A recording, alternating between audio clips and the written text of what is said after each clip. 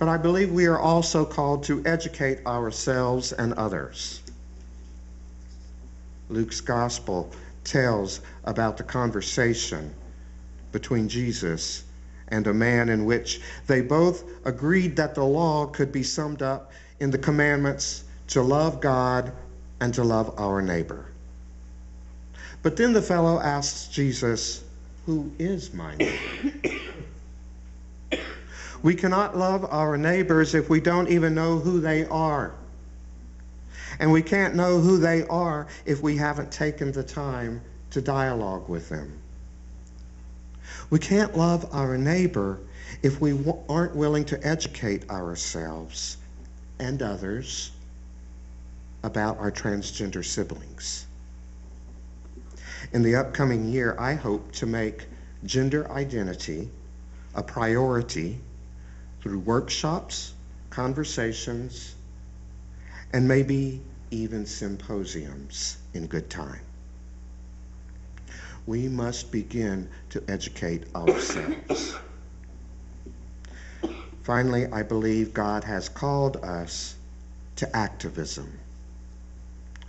Now, activism is a word that sometimes makes people uncomfortable.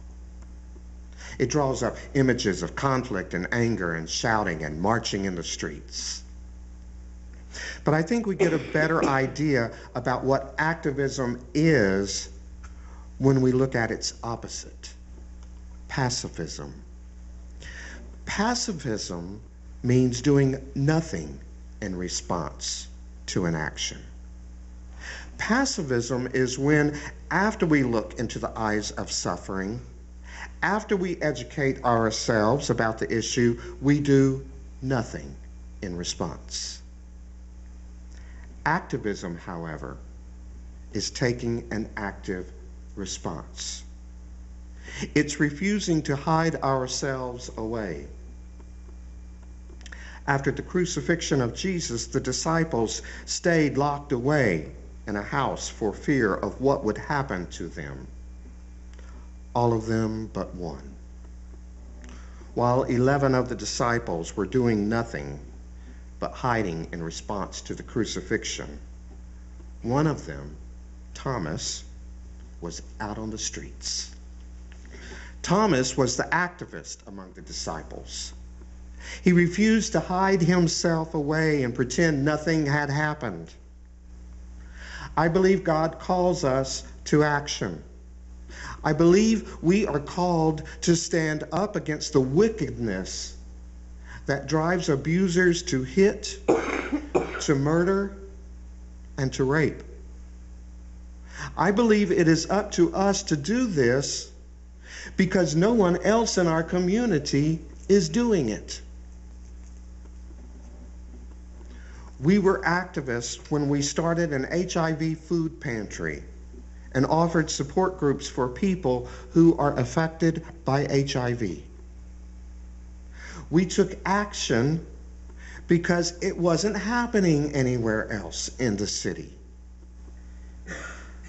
I believe we must also become activists on behalf of the transgender community. We are called to be witnesses to the violence against our transgender siblings. We are called to educate ourselves and others about gender identity. And we are called to be a voice for our trans community. And so right now, I'm going to invite you to come forward to read the information on your card to the best of your ability, because I know some of the words are difficult, and to place your card beside the candle that's been lit in memory of our transgender neighbors who have been victimized. And I'm going to start.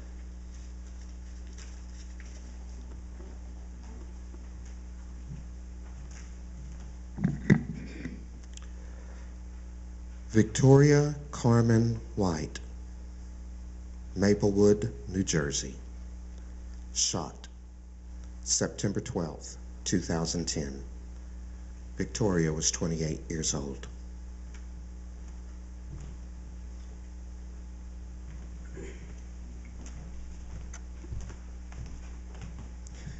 Juan Carlos Zelaya, Honduras, shot on October 26, 2009.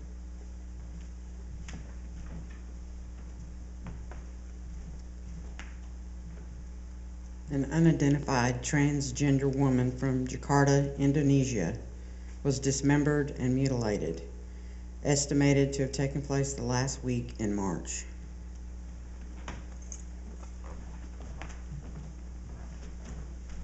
Amanda Gonzalez Indira, location Queens, New York, cause of death strangled.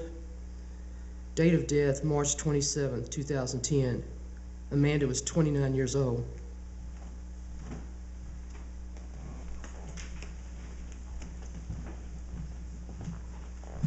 Stacy Lee, Philadelphia, Pennsylvania. Cause of death was unreported by the police. Date of death October 11th, 2010. Stacy was 31 years old.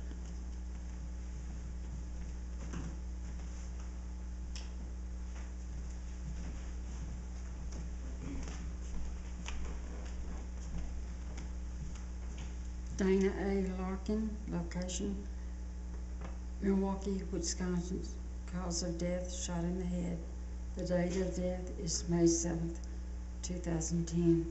Channel was 26 years old.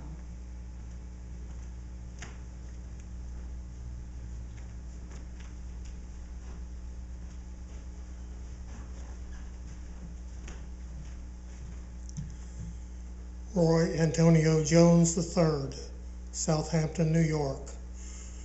Roy was punched repeatedly and grabbed by the neck until he died August 1st, 2010. Roy was 16 months old. 20-year-old Pedro Jones told police he had struck the infant several times with a closed fist. Jones said he was trying to make him act like a boy instead of a little girl.